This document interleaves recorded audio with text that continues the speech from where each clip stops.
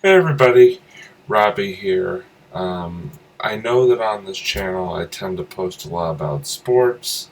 That's what you guys have sort of come to know and expect. But today I wanted to post about something a little bit different. And I felt like it was appropriate, obviously, because today is September 11th. And it is a day that will forever be entrenched in American history. And it is a day that 18 years ago shaped, even today, this country and basically changed the course of this country forever. And it is a day that, like I said, still impacts our very way of life, even today, 18 years later. And what I wanted to do, and something that I've never shared in this form. Obviously, I've shared it with friends and other close people to me.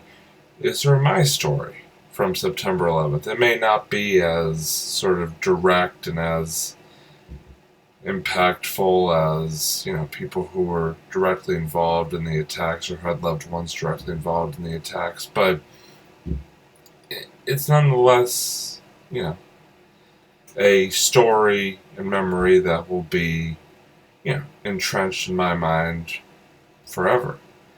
I was in sixth grade on September 11th, 2001. I had just started sixth grade, and, as per any sixth grader, was sort of still feeling my way through, the first few weeks of, new school building, new classes, new teachers, new new kids. Coming from elementary school, where you're with the same group of kids from kindergarten through fifth grade, to now being in a much bigger school with a much larger student pool. Sort of getting through the anxiety and sort of the overwhelming feeling of, like I said, starting anew.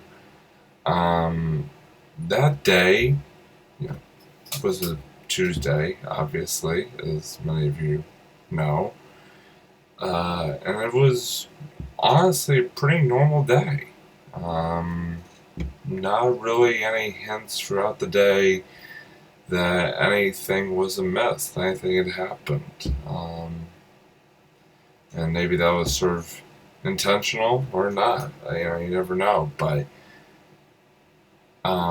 what I remember is that that afternoon, we were all called back into our homerooms, and our principal came over the loudspeaker and basically described what had happened in New York and Washington and Pennsylvania that morning.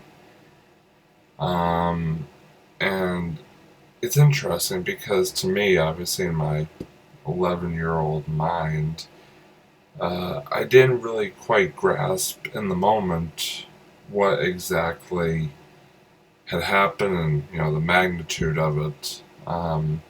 But you obviously did notice a bit of a change in sort of the dynamic of the day.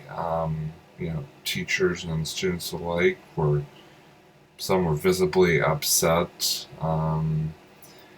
and so it was clear that this was a pretty big deal. And it wasn't until I went home after school and turned on the news that I really fully grasped what had happened. You just sort of sit there by the hour that night, and it was mesmerizing in a sense. Watching just again and again what had unfolded just hours before. Um, and obviously the aftermath was intense. There were vigils, in my town and other towns that I attended to obviously, show solidarity within our communities and as a country, and also to pay respects to those who had fallen, as there were several people from my town and other surrounding communities that, you know, lost their lives, and several families that lost loved ones. And the second part, sort of, to my story, has sort of, interestingly enough, has sort of a sports part to it. My dad was traveling on, not on September 11th, but he had already made his decision, but he was in San Diego, California.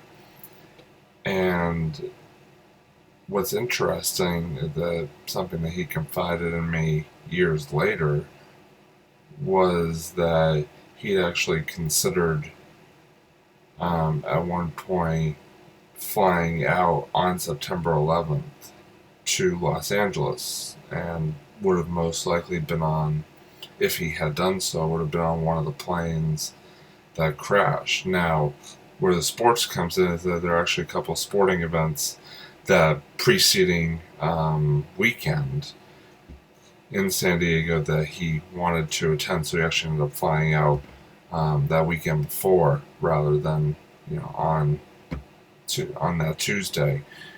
So obviously, he was already multiple days into his trip when the events occurred, but